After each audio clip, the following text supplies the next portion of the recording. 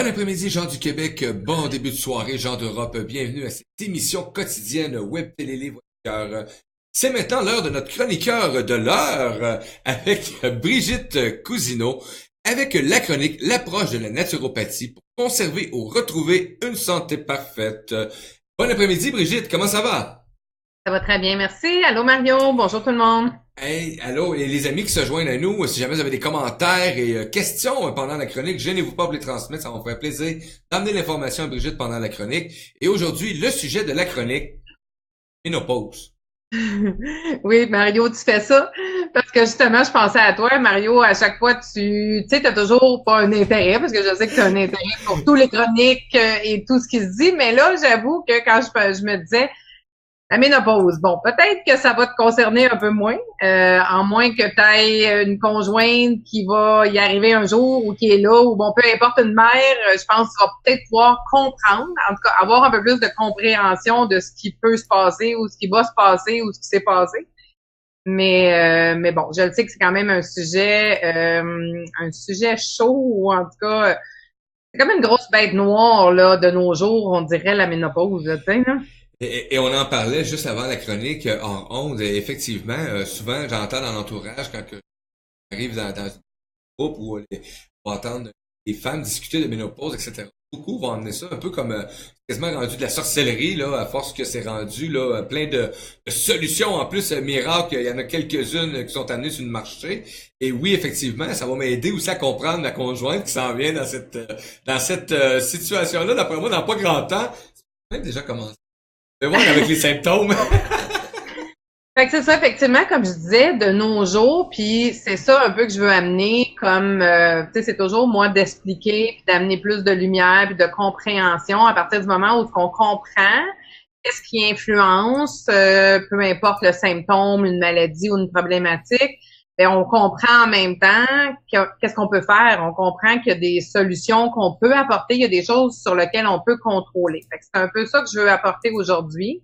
C'est sûr que je rentrerai pas, hein, je pense ceux qui m'écoutent depuis le début des chroniques, ceux qui me connaissent, je suis pas quelqu'un qui embarque dans les avenues scientifiques parce que si on parle d'hormones, ça pourrait être bien compliqué, puis ça pourrait prendre beaucoup plus qu'une demi-heure, mais moi, c'est vraiment d'amener la compréhension de qu'est-ce qui se passe dans notre corps, pourquoi qu'on a un débalancement hormonal, puis qu'est-ce que ça apporte comme symptômes, puis ce sur quoi on peut avoir une action ou un contrôle. Fait que, la ménopause, dans le fond, finalement, c'est l'arrêt du fonctionnement de nos ovaires par rapport, qui est nos glandes, nous autres, hein, féminines, donc qui travaillent qui travaillent à sécréter les hormones. Donc, l'estrogène, la progestérone, c'est les deux hormones féminines.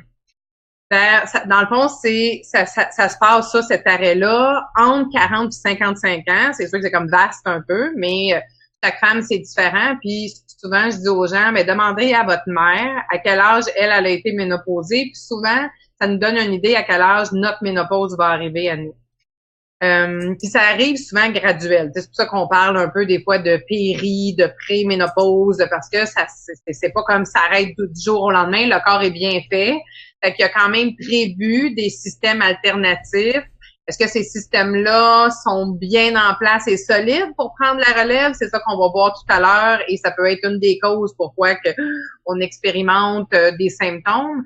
Mais il y a quand même tout prévu en principe pour que ça soit un passage dans la vie de la femme, la ménopause. Tout comme le début de nos menstruations a été aussi. Est-ce que c'est agréable, désagréable et est-ce que ça a eu des petits symptômes qui sont venus avec le début des menstruations? Ben oui. Fait que la ménopause devrait être la même chose aussi. Mais on voit tellement une amplification des symptômes et qui perdurent des fois chez des gens et ça, c'est pas normal. Et ça peut être parce que justement, nos systèmes alternatifs qui ont été mis en place, nos systèmes qui ont été prévus pour fabriquer des hormones qu'on va parler tout à l'heure, ben, ils sont plus fonctionnels à 100%. Et c'est bien sûr que ça va amener ce que on va appeler un déséquilibre hormonal. Parce que quand on parle d'hormones, c'est comme beaucoup d'autres choses dans notre corps, tout est question d'équilibre. Alors, lorsqu'on voit apparaître des symptômes, c'est des symptômes de déséquilibre. Fait que la progestérone et l'estrogène fonctionnent en équilibre, fonctionnent ensemble. La progestérone est conçue pour balancer notre estrogène. Fait que tant que ça reste en équilibre, ça danse ensemble, ça va bien. On fonctionne bien. C'est vraiment lorsqu'il arrive un déséquilibre pour différentes raisons qu'on va regarder. Fait que ça va commencer souvent au début, quand on va arriver comme préménopause. Je fais vraiment un petit survol là-dessus avant d'arriver à la compréhension du corps. Fait que quand on va arriver en préménopause, ben une des hormones, la première qui va diminuer sa production, c'est la progestérone. Ben, vu qu'elle balance l'estrogène, ben, vu qu'elle est moins présente, ben, et tout d'un coup, l'estrogène, elle va rester dominante, moins bien dosée, balancée par la première hormone, la progestérone. Et là, tout d'un coup, on aura un petit débalancement parce qu'on va se retrouver temporairement dans cette période-là en excès d'estrogène, puis on aura des symptômes semblables comme avant nos menstruations. Des symptômes comme gonflement des seins, rétention d'eau, des maux de tête, des douleurs articulaires, la prise de poids et changement d'humeur. Fait que je pense qu'il y a des femmes qui peuvent voir qui sont un peu là-dedans. Et après ça, ce qui va arriver, plus on va approcher de la ménopause, parce que ça se fait graduel, ben, la deuxième hormone, l'estrogène, elle aussi, elle va diminuer, je dirais, sa production. Alors, en ce faisant, ben là, les deux hormones sont moins présente. Fait que là, tout d'un coup, on va arriver avec une diminution de l'estrogène et là, un manque d'estrogène. Et là, tout d'un coup, on aura d'autres symptômes tout d'un coup qui vont arriver. Et la principale, c'est les bouffées de chaleur que beaucoup de femmes. C'est vrai que c'est désagréable. Je l'ai connu. Fait que j'ai passé, moi, à travers la ménopause. Tantôt, je disais, je veux pas écœurer personne. Mais j'ai passé à travers la ménopause. Ça a duré vraiment. Je les ai toutes eues à peu près les symptômes. Mais ça a été vraiment le passage que je raconte. Ça a été 4 à 6 mois, puis ça l'a passé. Fait que j'ai connu vraiment les bouffées de chaleur la nuit. Peut-être pas aussi amplifiées, mais j'ai eu à peu près tous les symptômes. Un peu d'insomnie, un peu d'anxiété. Les symptômes qui vont perdurer un petit peu, puis qui sont effectivement désagréables, surtout s'ils sont très, très intenses. Mais en principe, ça devrait passer rapidement parce que le corps va travailler à rebalancer quand nos systèmes alternatifs puis quand nos systèmes de fabrication d'hormones et tout ça se font bien. Malheureusement, c'est là qu'on va arriver à comprendre pourquoi que ça se passe pas, que ça se rebalance pas et que nos symptômes perdurent. C'est sûr que quand on a ces symptômes-là, puis je peux très bien comprendre les femmes qui ont des gros symptômes qu'ils cherchent une solution au je dirais, puis au PC. Au PC. Oui, c'est pas agréable. Fait que je peux comprendre qu'il y en a qui sont tentés d'aller vers des hormones que les médecins veulent leur donner, des hormones synthétiques que j'appelle. Mais si, là, je vais amener une compréhension pour essayer de voir, on a-tu des choses qu'on pourrait faire avant, puis peut-être qu'à long terme, ou en tout cas après ça, on aurait moins besoin d'avoir recours à ces hormones-là. Peut-être qu'on va avoir besoin moins longtemps, peut-être qu'on va avoir besoin d'un dosage plus bas, ou peut-être qu'on va pouvoir aller vers des plantes. Il y a des plantes, il y a des herbes qui sont mises dans la nature qui ont un effet aussi régulateur au niveau hormonal que je vais mentionner tout à l'heure. Fait que c'est ça que je veux apporter. Je veux apporter en arrière de ce déséquilibre hormonal-là, en arrière du besoin de prendre des hormones pour rebalancer tout ça, c'est quoi qui est là, puis c'est quoi qu'on peut faire. Fait que la première chose à comprendre, donc, il y a trois facteurs qui influencent beaucoup au niveau, quand on parle de débalancement ou au niveau hormonal. La première chose, c'est la congestion du foie. Bon, je reviens encore avec le foie. J'en ai parlé la semaine passée. On a parlé de la digestion lors de la dernière chronique. Fait que tantôt, je vais faire un petit rappel quand je vais parler des solutions, mais ce qu'il faut comprendre relié aux hormones, c'est que le foie, dans toutes ses fonctions qu'il fait, parce que le foie, c'est une usine de fabrication. Il fabrique des vitamines, mais il fabrique aussi des hormones. Fait que c'est le sang qui va apporter le matériel nécessaire au foie. C'est majoritairement des bons gras. Et le foie va prendre ça, ces bons gras-là, puis il va transformer il va fabriquer des hormones. Fait que si le foie est fatigué et congestionné, on peut tout de suite voir, j'en ai parlé la semaine passée, malheureusement, avec le mode d'alimentation qu'on a depuis des années, on mange trop gras, trop de sucre, trop de farineux. Il y a beaucoup d'ajouts aussi de produits chimiques maintenant. Mais tout ça vient beaucoup alourdir, faire surtravailler notre foie. Et malheureusement, à l'âge de qu'on arrive à la ménopause, 40, 45, 50, ça fait tout ce temps-là que le foie, on le fait travailler. Fait qu'il est fatigué, il est congestionné. Fait que malheureusement, il va peut-être mettre de côté la fabrication d'hormones pour aller accomplir au minimum la digestion qu'il n'a pas le choix de faire 3 fois par jour. Fait que ça se peut qu'ils disent, ben malheureusement, je peux plus fabriquer des hormones. Fait que là, on se retrouve avec plus d'hormones ou en tout cas une insuffisante quantité d'hormones disponibles pour nos glandes à être sécrétées. Fait que c'est sûr que ça va amener un débalancement d'hormones. Fait que première chose, à comprendre que le foie est important au niveau de la fabrication d'hormones. Deuxième chose, c'est l'obésité. Pourquoi? C'est on en parle que ça nuit dans beaucoup de choses, mais au niveau hormonal aussi, parce que ce qu'il faut comprendre, je disais tout à l'heure que les bons gras vont être utilisés pour fabriquer les hormones, mais nos cellules graisseuses, principalement nos cellules graisseuses alentour de l'abdomen, vont aussi être utilisées puis vont aussi servir à produire, entre autres, des hormones. Ils vont fabriquer des hormones. Si on a un petit coussin, quand même que les femmes, on veut pas un petit coussin, on n'en veut pas du tout. Ce qui représente chez l'homme le tailleur, c'est ça? Oui, un petit tailleur. Hein? Fait que si on a un petit coussin, c'est même souhaitable parce que ça veut dire qu'on va tout le temps pouvoir garder une petite sécrétion, fabrication d'estrogène. Mais il faut comprendre que si on a un trop de ce petit coussin-là, donc trop de graisse abdominale, ben là, on a une surproduction d'hormones, d'estrogène. Fait qu'encore là, on se retrouve avec un débalancement, trop d'estrogène et pas assez de progestérone pour venir balancer. Fait qu'on se retrouve à avoir des symptômes d'excès d'estrogène. Les chaleurs, l'anxiété, l'insomnie, entre autres, comme j'ai mentionné. Fait que préalablement, avant d'arriver à la ménopause, si on est capable ou si on est dedans, ben, il va falloir arriver aux solutions. Fait que, donc, les solutions, ben, on va travailler pour commencer le foie. Fait que je vais faire un petit rappel quand je parlais du foie la semaine passée.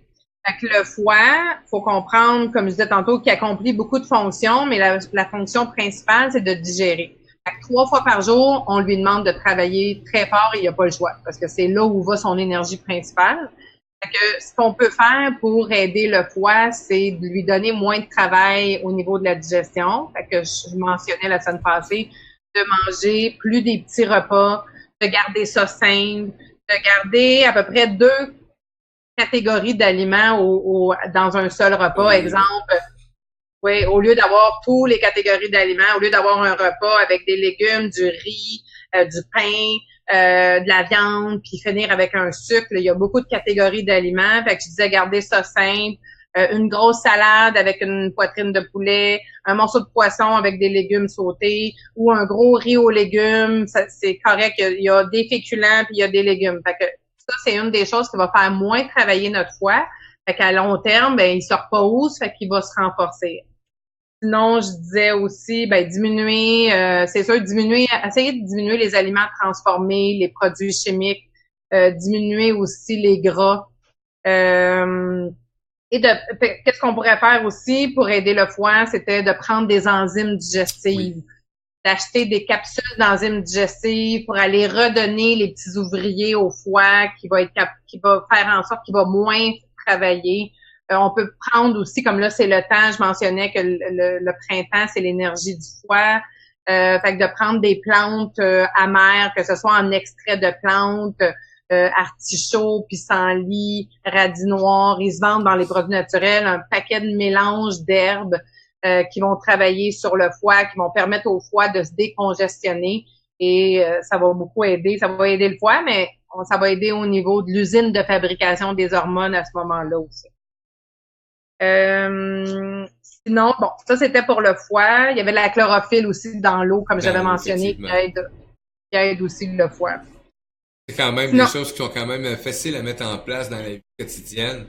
Et c'est pas de quoi qui demande une préparation extraordinairement longue et compliquée. C'est un peu d'eau. Ouais. Bon. C'est ça. Déjà, ça serait, tu sais, un départ, là. On prend de la chlorophylle dans notre eau, on achète des capsules d'enzymes et on modifie un peu notre alimentation pour rendre ça plus léger. Beaucoup de légumes, des fruits, parce que ça, c'est facile à digérer. Puis le restant en petite quantité, là, au niveau des viandes, du poulet, du poisson, peut-être des fois des protéines végétales, des légumineuses.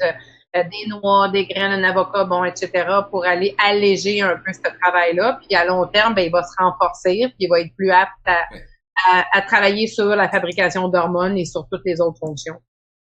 Deuxième point qui va aider, solution, ben j'ai parlé de l'obésité tantôt, fait que bien sûr, perdre du poids, pour aller dans le sens de l'obésité où le surplus de gras va nuire au niveau de la fabrication de trop d'hormones comme l'estrogène. Fait que travailler sur la perte de poids, bien sûr. Au niveau alimentation, qu'est-ce qu'on peut un peu mettre le focus ou en tout cas ramener dans notre alimentation si c'est pas quelque chose qu'on est habitué? C'est des bons gras, qu'on appelle souvent des oméga 3. Il y en a au niveau alimentation. On pourrait prendre des capsules d'oméga 3. Quelqu'un, exemple, qui est vraiment pas capable de manger du poisson pour X raisons.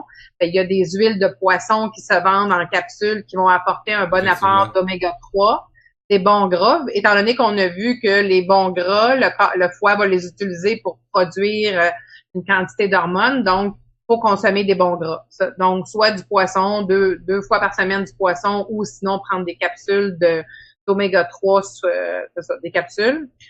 Prendre à tous les jours, peut-être dans notre salade, dans notre alimentation ou en collation, manger des noix, des graines de tournesol, graines de citrouille, des noix comme des amandes, des cachous, des noix de Grenoble, amener un peu de diversité, puis idéalement les consommer crus, ne pas les consommer grillés, rôtis, salés, fait qu'ils ont été moins processés, fait que c'est moins dur sur le foie à ce moment-là. Et on s'habitue au goût naturel, parce que j'ai remarqué que souvent on a la même. En tout cas, moi, quand je goûte à quelque chose qui a été bon, qui a pas été modifié, je fais comme. Souvent, je vais faire comme c'est fade, c'est pas bon pour le kit. Mais on est tellement habitué à toutes ces saveurs-là dès qu'on est petit que quand on commence à aller au naturel et on s'habitue, quand tu retombes après ça au produit modifié, tu fais comme c'est pas bon. C'est là que tu vois le contraire et en plus c'est pas mal meilleur au goût. À la longue, en tout cas, c'est pas mal meilleur au goût. Tu peux plus sentir en tout cas, la noix, tu peux plus la sentir, oui. Oui, tu goûtes toute la saveur, tu goûtes pas juste le sel ou les autres produits qui sont ajoutés, d'épices et tout ça. J'adore les noix. Oui, effectivement. De prendre aussi de cuisiner plus avec des huiles végétales plutôt que du beurre ou de la margarine, d'aller plus avec des huiles d'olive, dans nos vinaigrettes aussi, huile de sésame, huile de pépins de raisin, des choses comme ça. La graine de lin, tantôt je parlais des graines, mais la graine de lin particulièrement, idéalement, on va la moudre, soit qu'on l'achète moulue, on la garde au frigo ou on la moud soi-même. La graine de lin, c'est un très bon gras. En plus, ça va vraiment abaisser la production d'estrogène. Fait que souvent, elle peut aider à elle seule, je dirais, mais entre autres, elle va pouvoir aider à diminuer les symptômes d'excès d'estrogène. Fait qu'elle est très bénéfique, la graine de lin pour les femmes. Attention un peu au soya. Je sais que à un moment donné, là, c'était comme la solution. On disait aux femmes, prenez du soya. Là, on est tombé de l'autre côté. On a très bénéfique que le soya pouvait amener des cancers du sein. Oui. Fait que là, on arrête de manger du soya. Ce qui est vrai aussi, il faut vraiment faire attention aux produits de soya transformés, qui est la majorité des choses sur le marché, donc lait de soya, pudding de soya, etc. Par contre, il y a un soya qu'on devrait consommer, que les Japonaises consomment beaucoup, et les Japonaises ont très peu ou pas du tout de symptômes de ménopause ou de même problématiques osseuses qui vient souvent avec la ménopause, et ils consomment un soya fermenté qu'on appelle le miso. Le miso, ça se vend c'est comme une pâte, ça se vend dans un pot, et eux l'utilisent comme base de soupe. Font des bouillons de miso. Si vous allez dans les places où ils vendent des sushis, vous pouvez souvent vous prendre une soupe de miso. C'est du soya fermenté. Fait que c'est un soya que, par la fermentation, il va développer des enzymes, il va développer des bonnes bactéries et c'est très bénéfique pour le régulateur d'hormones. Fait que c'est à peu près le seul soya que je dirais, que je conseillerais de consommer, mais c'est excellent. C'est excellent au goût, puis c'est excellent pour la santé aussi. Surtout la santé hormonale. Ensuite, il y a aussi, tantôt je parlais des bons gras, on pourrait aussi, sous forme de capsule, prendre l'huile d'onagre, O-N-A-G-R-E. C'est une autre petite solution, l'huile d'onagre. Il y a des femmes chez qui ça fonctionne très bien pour atténuer les bouffées de chaleur. Fait que graines de lin, huile d'onagre, ça peut être des premières choses à essayer, c'est totalement naturel. Puis pour des femmes, ça fonctionne, mais je dirais vraiment que quand on essaie de rebalancer au niveau hormonal et de diminuer des symptômes, c'est vraiment des essais-erreurs. Il y a des choses, il y a des plantes qui fonctionnent pour une femme et qui fonctionnent pas pour l'autre. Fait qu'il faut essayer, mais la graine de lin et l'huile de nègre, c'est vraiment accessible. L'huile de nègre, ça se vend en capsule et on l'essaie. On peut faire au bout de quelques semaines, ça devrait déjà être amélioré. On fait une bouteille, puis ça fonctionne pas, on va essayer une autre alternative, une autre plante, là, mais pour bien des femmes, ça l'a fait le travail, là, au niveau des bouffées de chaleur. Oui. Autre, les hommes, c'est rare que vous connaissez ça, parce qu'effectivement, c'est plus les femmes, ils vont plus connaître ça à cause justement des problématiques de ménopause. Et là, je vais faire mon très intéressant, mais j'arrive dans un cercle de femmes ménopause. Connaissez-vous l'huile de nègre? Mais il y a d'autres propriétés aussi à l'huile de nègre. Là, allez voir Brigitte, elle va tout vous expliquer. Oui. Sinon, il faut s'occuper de nos surrénales. Tantôt, je disais que nos surrénales, c'est nos glandes alternatives qui ont été mises en place, mais quand ils ont subi beaucoup de stress, nos surrénales, puis la plupart des gens, leurs surrénales à 40, 50 sont complètement à terre. Fait qu'il faut les stimuler, les supporter un petit peu. Dans un premier temps, il faudrait trouver des façons qu'on diminue un peu le stress, mieux organiser son horaire, prévoir des moments de détente, d'aller marcher dehors, respirer, etc. Mais sinon, il y a une plante qui est vraiment excellente parce qu'elle va travailler autant à supporter nos surrénales qu'elle va travailler au niveau de la digestion, qu'elle va travailler aussi à rééquilibrer nos hormones. C'est là qu'on voit que dans la nature, tout a été prévu. Il y a rarement un aliment ou une plante qui va travailler à un seul système parce que tout devrait fonctionner ensemble. La plupart des plantes, ils ont un effet positif. Même si on supporte un système, il y a un effet positif au niveau de digestion parce qu'on sait que tout passe par la digestion. Cette plante-là, c'est l'extrait de réglisse. Je pense que j'en avais parlé la semaine passée aussi. C'est une plante que j'adore, qui est souvent mise en combinaison, mais sinon, on peut l'essayer seul en extrait de plante. C'est tout. Et comme je dis, ça va avoir un bénéfice sur tout ça. Ça va avoir un bénéfice sur supporter nos glandes surrénales, ça va avoir un bénéfice sur la digestion et sur l'équilibre hormonal. On gagne à 3 niveaux avec cette plante-là. Encore là, on l'essaie.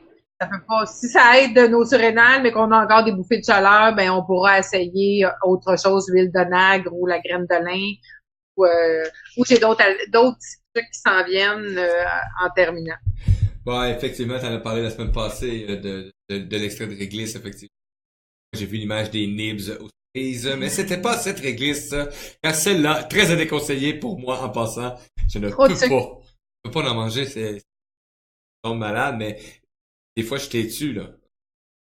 Mais maintenant je suis moins têtu, mon corps, je m'éloigne des réglisses. Oui. Et si, malgré tout ce qu'on a fait, on aurait encore des symptômes, comme je dis, celui souvent que les femmes cherchent à contrôler ou à diminuer, c'est vraiment les fameuses chaleurs. Fait que si on s'est occupé de notre foie, on s'occupe de notre stress, on a perdu du poids, et malgré tout, on a encore des chaleurs, on pourrait, puis on a essayé l'huile de nègre, on a essayé la graine de lin, on a essayé l'extrait de réglisse. On pourrait aller vers d'autres plantes qui ont un effet un peu estrogénique qu'on appelle, donc qui va aller, je dirais, parce que les plantes peuvent pas faire d'excès d'estrogène, mais elle va aller imiter les estrogènes, je dirais. Fait que souvent on va amener un équilibre au niveau hormonal. Fait que c'est 2 plantes que la première c'est la sauge. Fait qu'elle aussi souvent elle va fonctionner bien. On pourrait la prendre en tisane. Tisane, c'est sûr que c'est un peu moins fort au niveau d'avoir une amélioration rapide, mais ça peut fonctionner bien. On peut l'avoir en extrait aussi. Les plantes viennent toujours en extrait, c'est-à-dire en extrait d'herbe de goutte en goutte. Il y a différentes compagnies qui font ça. Puis sinon, il y a une autre plante qu'on appelle l'acté à grappe noire. Encore là, Mario, ça peut être complètement chinois pour toi, mais bon, ça sera dans la vidéo si les gens entendent ça. Acté à grappe noire, c'est aussi une plante qui est très bonne au niveau hormonal pour aider à soulager certains symptômes désagréables de la ménopause. Et si jamais j'ai des symptômes désagréables de chaleur, je l'essaierai quand même. Quand même. simple, parce que les hommes, tu sais, on en parlait un peu, les hommes, l'andropause, c'est moins de gros symptômes, mais ils ont aussi des symptômes quand ils arrivent. Puis il y en a des hommes qui ont des chaleurs, effectivement. Parce qu'il y a des hommes maintenant, eux, c'est la testostérone, mais vous savez que même les femmes, on a de la testostérone, puis les hommes, ils ont de l'estrogène aussi. Fait que, mais vu que c'est moins prédominant, là, le déséquilibre est un peu moins grand, mais ouais, les hommes, vous vous en sauverez pas. Il y a un petit passage obligé vers la maturité à un moment donné. Je veux pas dire qu'on passe de la femme, parce que je dirais les menstruations, c'est de la jeune femme à la femme, puis la ménopause, ça serait de la femme à la sage-femme. À la sagesse. Morale de cette histoire, ça peut être agréable. C'est un passage, mais c'est pas obligé d'être désagréable. Fait que si au préalable, on prend soin de notre corps, ben ça devrait être un passage plus facile. T'sais. C'est ça que j'ai voulu tenter au moins de vous expliquer pour amener une plus grande compréhension et vous apporter des solutions. Fait que si les femmes, vous n'êtes pas déjà rendues là, ben vous savez déjà ce sur quoi travailler.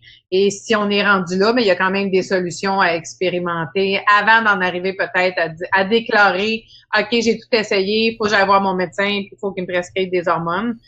Ça pourrait être la dernière solution, mais il y a d'autres choses à faire avant ça.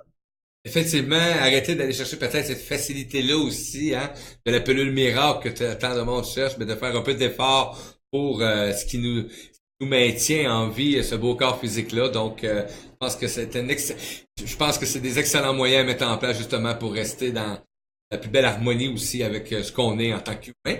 Donc, wow, quel paquet de beaux outils que tu viens d'apporter.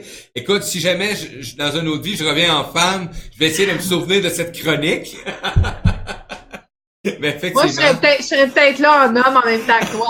Donc, on ferait le contraire. On ferait une chronique sur l'andropause et je te dirais, l'andropause. Mais ça, on a déjà parlé de ça. Mais effectivement, je crois sincèrement que les amis, que vous écoutez cette chronique, que vous êtes en train de la réécouter, vous connaissez des dames ou des femmes de votre entourage actuellement, qui sont proches ou qui sont dedans. Aussi, ben, il est pas trop tard, hein, envoyez cette vidéo-là, envoyez le lien, puis je pense qu'il y a beaucoup de belles petites choses faciles à mettre en place pour, en tout cas, la couler plus douce. Ouais.